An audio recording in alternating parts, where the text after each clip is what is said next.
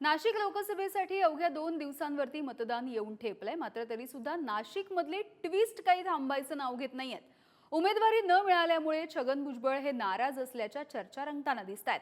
तर अशामध्येच अपक्ष उमेदवार शांतिगिरी महाराज यांनी छगन भुजबळ यांची जाऊन भेट घेतली। त्यामुळे नाशिकमध्ये शांतीत क्रांती घडणार का असाही सवाल आहे।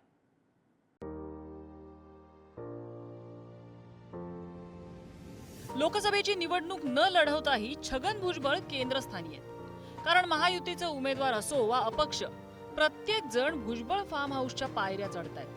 महायुतीच्या उमेदवाराविरोधात शड्डू ठोकणारे शांतिगिरी महाराज यांनीही भुजबळांची भेट घेतली।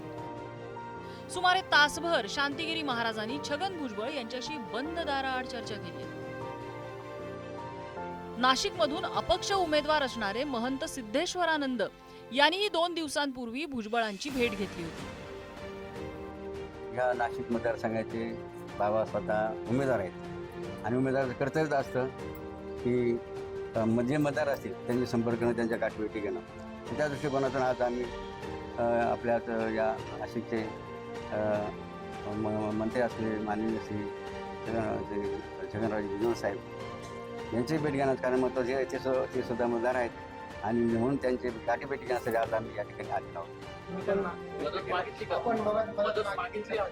मतदाराची गरज नाही, कारण आमचे बरेच दिवसांपासून संबंध आहेत।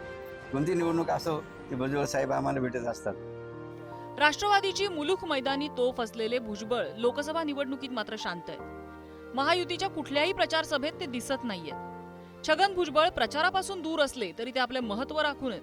त्यामुळे भारती पवार असो वा सुभाष भामरे अथवा हेमंत गोडसे, महायुतीच्या या उमेदवारांना थेट भुजबळांच्या फार्म हाऊसवर जावं लागतंय। भुजबळ साहेबांच्या सहभागी झाल्यानं निश्चितच एक मोठी ताकद आता या महायुतीला या ठिकाणी मिळालेली आणि आमचा विजय हा निश्चित या ठिकाणी सोपा होईल। माननीय भुजबळ साहेब हे ज्येष्ठ नेते आहेत आणि त्यानुसार नाशिक जिल्हा असेल किंवा महाराष्ट्रही आता प्रचार सभा होत आहेत, साहेबांचाही प्रवास होतोय, तर नक्कीच इथे सुद्धा या नाशिक जिल्ह्याला पुढे नेण्यासाठी, इथला विकास करण्यासाठी साहेब नक्कीच अग्रेसर आहेत। महायुतीच्या सगळ्या कार्यकर्त्यांना त्यांनी मार्गदर्शन केलं आणि साधारणतः महायुतीचा उमेदवार निवडून यावा त्याच्यासाठी आम्हाला आशीर्वाद दिला। मी त्यांचा फार ऋणी आहे आणि त्यांनी केलेल्या मार्गदर्शनप्रमाणे आम्ही सगळे कार्यकर्ते चालणार। केंद्राच्या ग्रीन सिग्नल नंतरही महायुतीने नाशिकमधून भुजबळांना उमेदवारी देणं टाळलं, तर मराठा आरक्षणाच्या मुद्द्यावरून महायुतीनं भुजबळांपासून अंतर राखलंय। उमेदवारी न मिळाल्यामुळे नाराज असलेले भुजबळही नाशिकमध्ये प्रचारापासून दूर असल्याचं बोललं जातंय। त्या पार्श्वभूमीवर फडणवीसांचे विश्वासू आमदार श्रीकांत भारतीय भुजबळांच्या भेटीसाठी पोहोचले। नाशिक आणि दिंडोरी लोकसभा मतदारसंघाबाबत चर्चा झाल्याचं समजतंय। भुजबळ साहेबांची जी भूमिका आहे ती अतिशय स्पष्ट आहेत। मी परवा 2 तास 3 दिवसापूर्वी नाशिकला गेलो तर 2-2.5 तास आम्ही त्या ठिकाणी चर्चा केलेली आहे।